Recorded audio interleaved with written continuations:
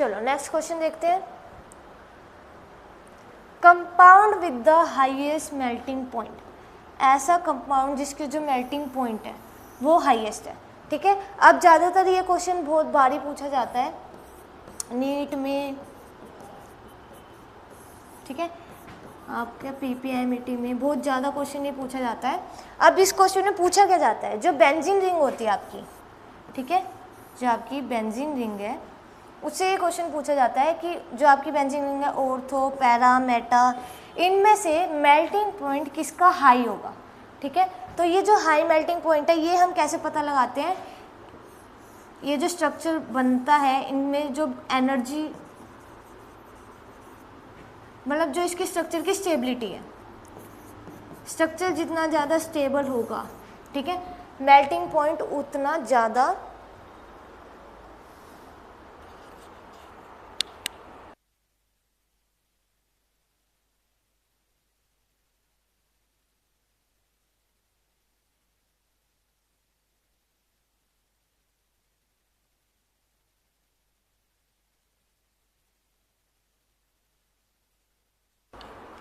ठीक है, यानी कि स्ट्रक्चर जितना ज़्यादा टाइटली पैक होगा,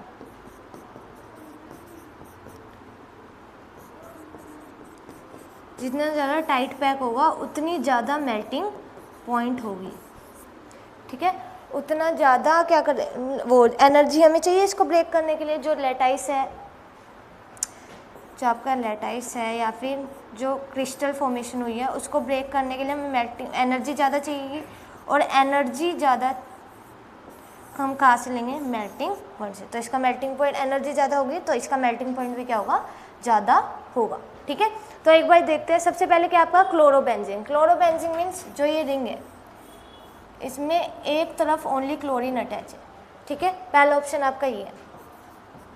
दूसरा ऑप्शन है ऑर्थो डाइक्लोरोबेंजीन, ठीक है। तो आपका जो ऑर्थो डाइक्लोरोबेंजीन और मेटा, जो आपका ऑर्थो होता है, ऑर्थो पे 1 और 2 पे अटैच होता है क्लोरीन, ठीक है, ऑर्थो में अटैच होता है 1 पे और 2 पे, ठीक है।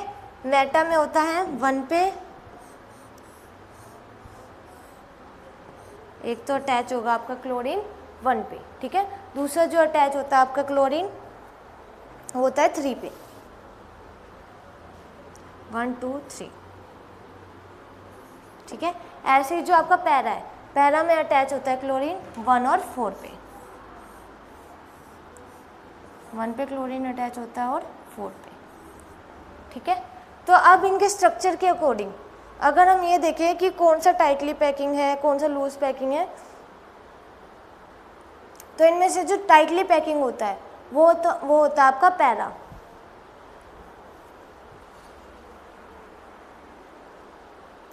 ठीक है, वो क्या होता है आपका पैरा,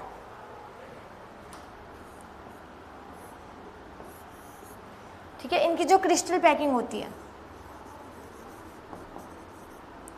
क्रिस्टल पैकिंग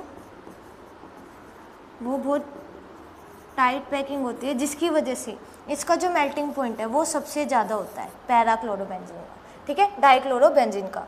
फिर उसके बाद आपका आता है मेटा का, मेटा का पैरा से कम होता है, यानी कि अगर मैं लिख के दिखाऊँ आपको तो ऑर्थो, ठीक है, पैरा का सबसे ज़्यादा, फिर मेटा का और फिर ऑर्थो का, ठीक है।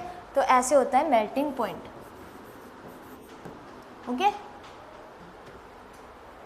और अगर मैं बॉइलिंग पॉइंट की बात करूँ तो बॉइलिंग पॉइंट इससे जस्ट अपोजिट हो जाता है, पहले ऑर्थो फिर मेटा फिर पैरा, ये बॉइलिंग पॉइंट होता है, ठीक है।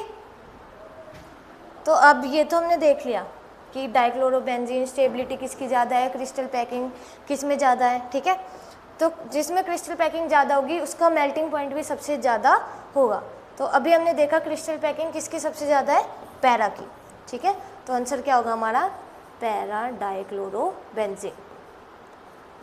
डाई मीन्स 2 क्लोरीन अटैच है बेंजीन रिंग में, ओके, ठीक है। तो ये हमारा आंसर है। अब नेक्स्ट क्वेश्चन देखते हैं। नेक्स्ट क्वेश्चन क्या आपका,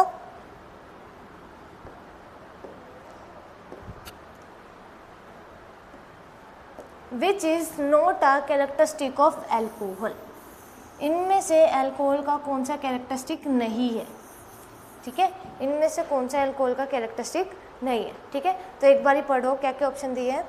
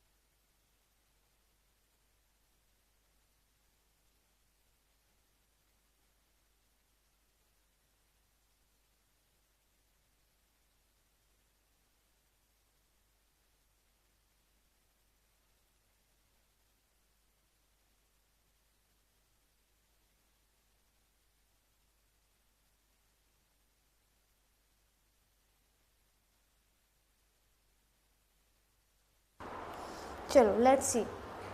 अब सबसे पहले वाला ऑप्शन क्या है आपका, लाइटर देन वाटर, ठीक है। तो ये अल्कोहल की प्रॉपर्टी होती है, वो वाटर से क्या होते हैं, लाइटर होते हैं, कम होते हैं उनका वेट, ठीक है। तो वाटर से लाइटर होते हैं।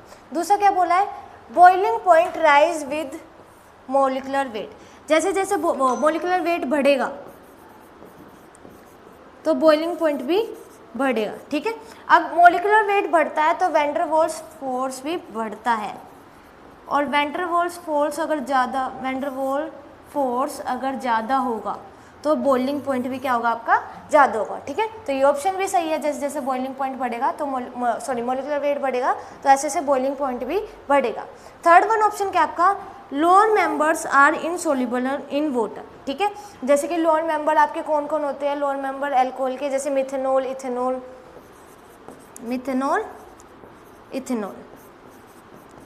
तो उन्होंने बोला है ये वाटर में सोल्यूबल नहीं होते, ठीक है। तो और लास्ट वन क्या आपका, lower members have pleasant smell, ठीक है। तो ये भी प्रॉपर्टी होती है कि जो आपके लोअर मेंबर्स होते हैं लाइक इथेनॉल, मिथेनॉल, इनकी जो स्मेल होती है वो क्या होती है, प्लेजेंट होती है, ठीक है। तो जो आपका थर्ड वन है, lower members are insoluble in water, ये गलत है, ये जो आंसर है क्या है, गलत है। तो अगर मैं इसकी बात करूँ, इन्होंने क्वेश्चन में क्या पूछा है, note a characteristic of alcohol, alcohol का कौन सा कैरेक्टरिस्टिक नहीं है। तो जो थर्ड वन आंसर है वो आपका करेक्ट है, क्योंकि जो आपके लोअर मेंबर्स होते हैं वो सोल्यूबल होते हैं वाटर में सोल्यूबल होते हैं, ठीक है। तो आपका जो थर्ड आंसर है वो राइट है।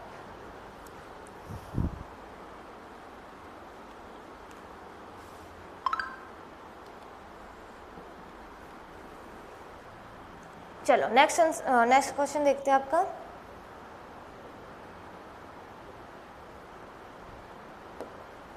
नेक्स्ट क्वेश्चन है, choose the correct statement regarding carbonyl compound, ठीक है। जो आपके कार्बोनाइल कंपाउंड है उनके बारे में इनमें से कौन सी ऐसी स्टेटमेंट है जो करेक्ट है, ठीक है, जो करेक्ट है। तो वो स्टेटमेंट हमें देखनी है, कौन सी स्टेटमेंट कार्बोनाइल कंपाउंड के लिए सही है। एक बार चेक करो बच्चों।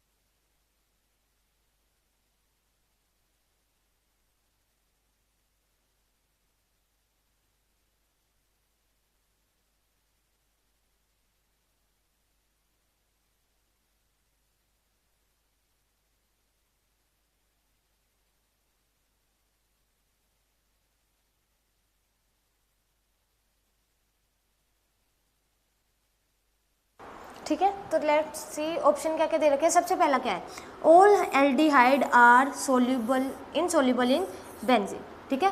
तो पहला क्या है, all aldehyde are insoluble in benzene, ठीक है। तो ये गलत है, जितने भी एल्डिहाइड हैं वो सोल्युबल होते हैं बेंजीन में, यानी कि बेंजीन में सोल्युबल हो सकते हैं, ठीक है, जो करेक्ट स्टेटमेंट है वो ये है।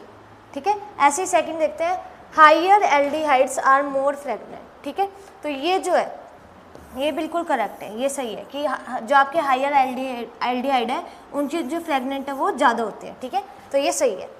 अब दूसरा क्या आपका, ये करेक्ट स्टेटमेंट आपकी। थर्ड वन क्या है, 2-ब्यूटेन has higher boiling point than acetone. ठीक है, तो बॉइलिंग पॉइंट एसीटोन और 2-ब्यूटेन एंड एसीटोन दोनों के अगर बॉइलिंग पॉइंट की बात करें तो वो सिमिलर होता है, यानी कि सेम होता है, सिमिलर होता है। ठीक है, तो ये भी क्या होगा, गलत होगी, ये भी स्टेटमेंट क्या है, गलत है। ठीक है, और लास्ट वन क्या आपका, methanol and propanol are immiscible with water. ठीक है, तो ये स्टेटमेंट भी गलत है, ये मिसिबल होते हैं, इमिसिबल नहीं होते, मिसिबल होते हैं, मिसिबल या फिर सोल्यूबल। ठीक है, ये वाटर में सोल्यूबल होते हैं। ओके, तो ये भी गलत है। तो इनमें से चारों में से कौन सी करेक्ट स्टेटमेंट हमारी, higher aldehydes are more fragrant. ठीक है, तो ये हमारा राइट आंसर है। चलो नेक्स्ट क्वेश्चन देखते हैं।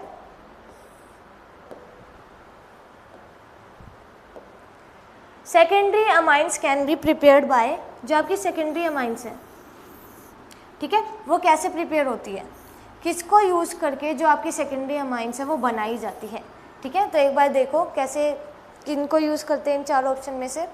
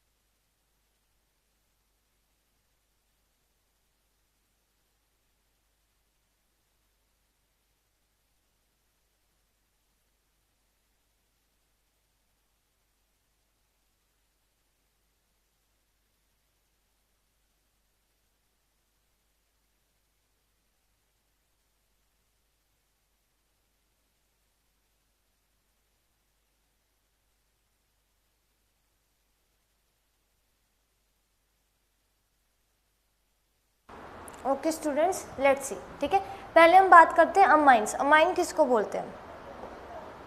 ठीक है, फिर हम देखते हैं इनमें से किससे हम अमाइन फॉर्मेशन कर सकते हैं।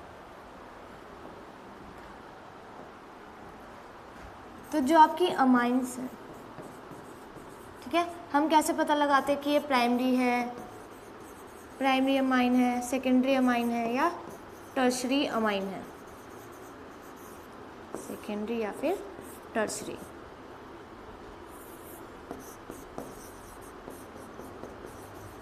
ठीक है, जो आपका अमाइन है वो सेकेंडरी या प्राइमरी या टर्शरी है, वो हम कैसे पता लगाते हैं।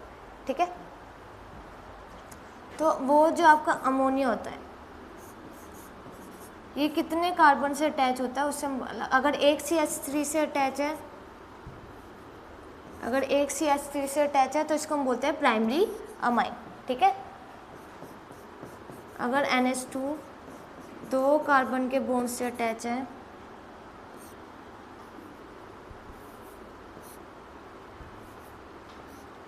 दो कार्बन के बॉन्ड से अटैच है तो इसको हम बोलते हैं सेकेंडरी अमाइन। अगर ये 3 कार्बन के बॉन्ड से अटैच है तो इसको हम बोलते हैं टर्शरी अमाइन।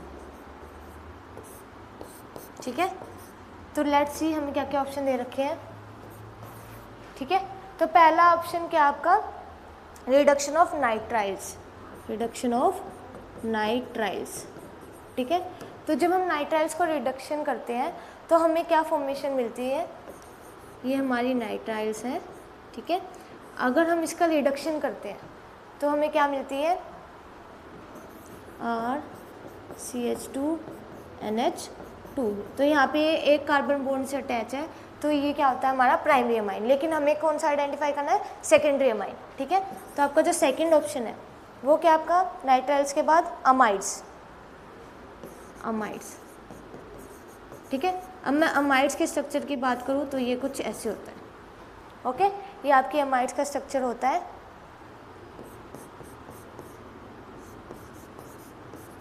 तो ये क्या होता है RCH2NH2।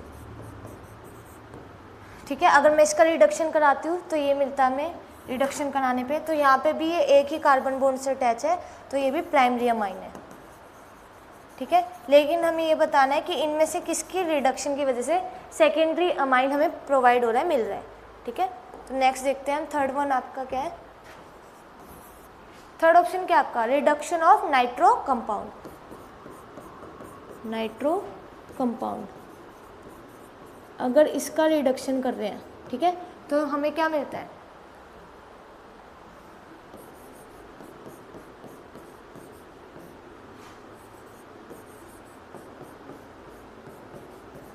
ठीक है, तो यहाँ पे इसमें भी कार्बन की वो होती है आपकी, कार्बन के भी बॉन्ड प्रेजेंट होते हैं इसमें, तो यहाँ पे भी एक ही कार्बन का बॉन्ड अटैच है, तो ये भी क्या होगा, प्राइमरी अमाइन होगा।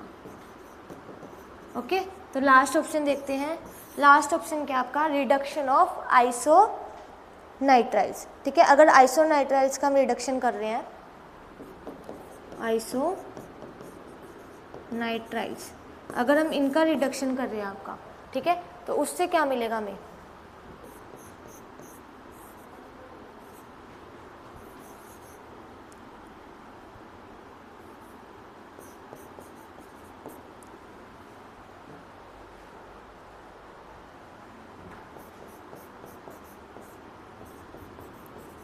ठीक है,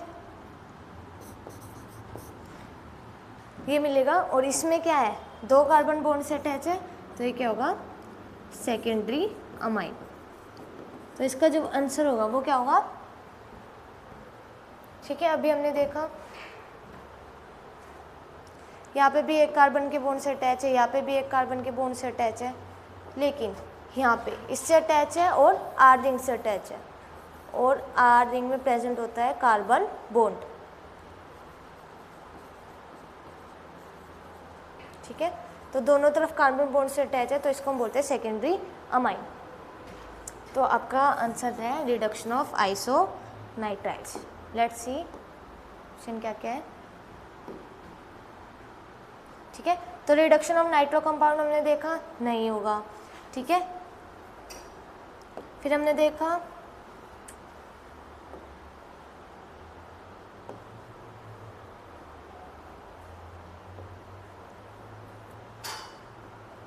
ठीक है, ये भी नहीं होगा। रिडक्शन ऑफ अमाइड्स ये भी नहीं था। रिडक्शन ऑफ आइसोनाइट्राइल्स ये भी नहीं था। तो आपका जो करेक्ट आंसर है वो क्या है, रिडक्शन ऑफ आपका आइसोनाइट्राइल्स यहाँ पे रिडक्शन ऑफ आइसोनाइट्राइल्स, ये आपका करेक्ट आंसर है, रिडक्शन ऑफ आइसोनाइट्राइल्स। ठीक है, चलो लेट्स सी नेक्स्ट क्वेश्चन क्या हमारा। तो नेक्स्ट क्वेश्चन है बच्चों आपका, carbohydrate are stored in human body as. जो कार्बोहाइड्रेट है वो ह्यूमन बॉडी में किस फॉर्म में स्टोर होता है। ठीक है, तो जो आपका ग्लाइकोजन है, अगर हम बात करें ह्यूमन बॉडी की, ह्यूमन बॉडी में कहाँ पे स्टोर होता है, ग्लाइकोजन में। ठीक है, और अगर हम बात करें स्टार्च प्लांट्स की, तो प्लांट में कार्बोहाइड्रेट जिस फॉर्म में स्टोर होता है उसको हम बोलते हैं स्टार्च। ठीक है, उस फॉर्म को हम बोलते हैं स्टार्च। ठीक है, तो आपका जो इसका आंसर है इस क्वेश्चन का वो है ग्लाइकोजन। ग्लाइकोजन फॉर्म में स्टोर होता है। Okay,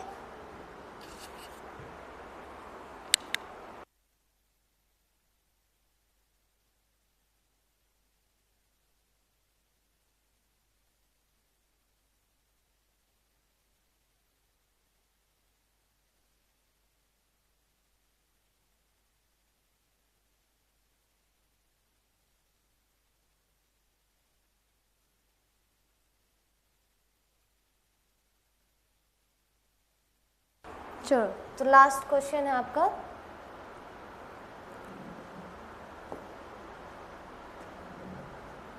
which statement is not true about carbohydrate. इनमें से कार्बोहाइड्रेट के बारे में कौन सी स्टेटमेंट ट्रू नहीं है, सही नहीं है।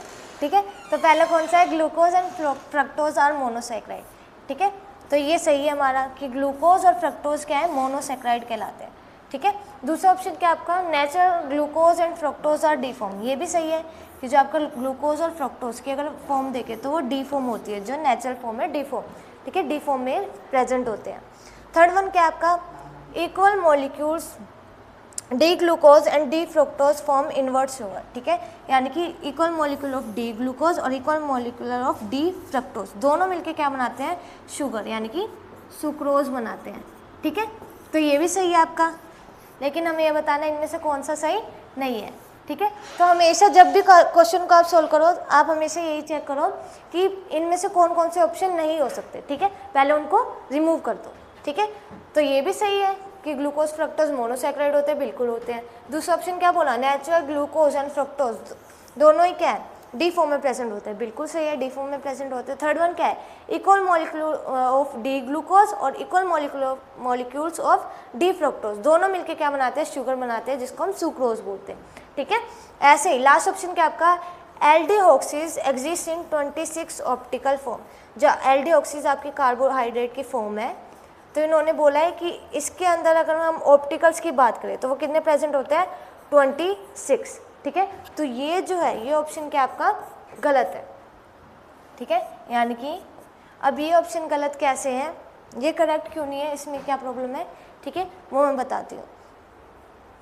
ऑप्टिकल आइसोमर्स, ठीक है। अब ऑप्टिकल आइसोमर्स आपको भी पता है हम कैसे कैलकुलेट करते हैं, ऑप्टिकल आइसोमर्स इनको हम कैसे कैलकुलेट करते हैं, 2n से, ठीक है, 2n से हम इसको कैलकुलेट करते हैं।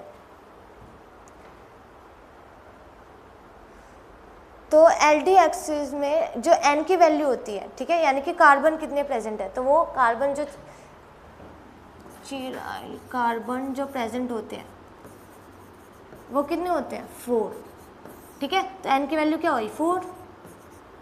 तो अगर हम इसको कैलकुलेट करें तो कितना आएगा, 2 2 जा 4, 4 2 जा 8, 8 2 जा 16, ठीक है, 16 आएगा। लेकिन इन्होंने क्या बोला कि ऑप्टिकल फॉर्म कितनी है, 26, और हमने कितना कैलकुलेट करा, 16, ठीक है। तो ये क्या होगा, गलत, ठीक है। तो इनमें से